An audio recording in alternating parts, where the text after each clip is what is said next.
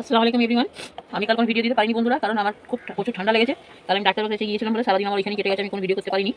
তা আজ আমি এই পুকুরের টাটকা একেবারে চুনো মাছ, যেমন এখানে পুঁটি মাছ আছে, এই বাটা মাছ আছে, বগা মাছ আছে, অনেক ধরনের মাছ আছে। এটা আমার বিয়াই পাঠিয়েছে, এখানে কলসে মাছ আছে। তো এই মাছগুলো আমি আজকে হাতে মাখা চচ্চড়ি করবো, চুনো মাছের চচ্চড়ি করবো। তাই তেঁতুল দিয়ে একটু টক করবো। এখানে আমি পেঁয়াজ কেটে নিয়েছি, আলু কেটে নিয়েছি, এগুলো কড়াতে তেল দিয়ে সেটা দিয়ে দেবো।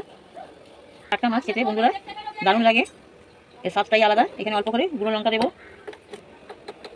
স্বাদ মতো লবণ দেবো, হলুদ দেবো, অল্প একটু জিরের গুঁড়ো করে আমি মাখিয়ে নেব।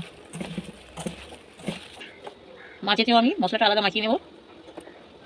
লবণ দিলাম, লঙ্কার গুঁড়ো দিলাম, হলুদ গুঁড়ো দিলাম, জিরের গুঁড়ো দিলাম। এখানে সর্ষের তেল দেবো। এটা আলাদা আলাদাভাবে মাখাচ্ছি, কারণ এগুলো ছোটো মাছ। এটা আলাদা দেবো এক পাশে, বড়ো মাছটা এক পাশে দেবো। এখানে আমি বড়ো মাছগুলো দিয়ে দেবো, এই পাশে ছোটো মাছগুলো দিয়ে দেবো। এখানে এবার একটু সাইড দিয়ে জলটা দিয়ে দেবো। আলু আর মাছটা ভালোভাবে সেদ্ধ হয়ে যাবে, সেরকম পরিমাপে জলটা দেবো। 4টে চেরা কাঁচা লঙ্কা দিয়ে দেবো। এইখানে এবার আমি উনুনে এটা বসিয়ে দেবো। তারপরে 10 মিনিটের জন্য এটা, তাহলে আমি অফ ক্যামেরায় আবার বারবার করে আমাকে খুলে দেখতে হবে যে জলটা শুকিয়ে গেছে কি। আমি 10 মিনিট পর ঢাকাটা খুলছি।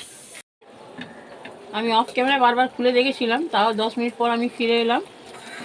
মাছটা এরকম চচ্চড়িটা হয়েই এসছে। আমি এইখানে ধনেপাতাটা দিয়ে দেবো, কারণ ধনেপাতার সুগন্ধটা, এখানে ধনেপাতা দিয়ে আমি ঢাকা দিয়ে দেবো। বন্ধুরা এখানে ধনেপাতা দিয়ে আমার তরকারিটা ফোটানো হয়ে গেছে। রেসিপিটা আমার সম্পূর্ণ রেডি। এখানে আমি গ্যাসের ফ্লেমটা অফ করে দেবো। ঢাকাটা খুলতে দারুণ সুগন্ধ বার হয়েছে ধনেপাতা। তো এইখানে আমি সার্ভ করে আপনাদের দেখাচ্ছি হাতে মাখা পুকুরের একেবারে টাটকা চুনো মাছ চচ্চড়ি। হ্যাঁ, আমি তেঁতুলটা অফ ক্যামেরায় দেখাতে ভুল হয়ে গেছে আমার। তেঁতুলটা আমি অফ ক্যামেরায় দিয়েছি।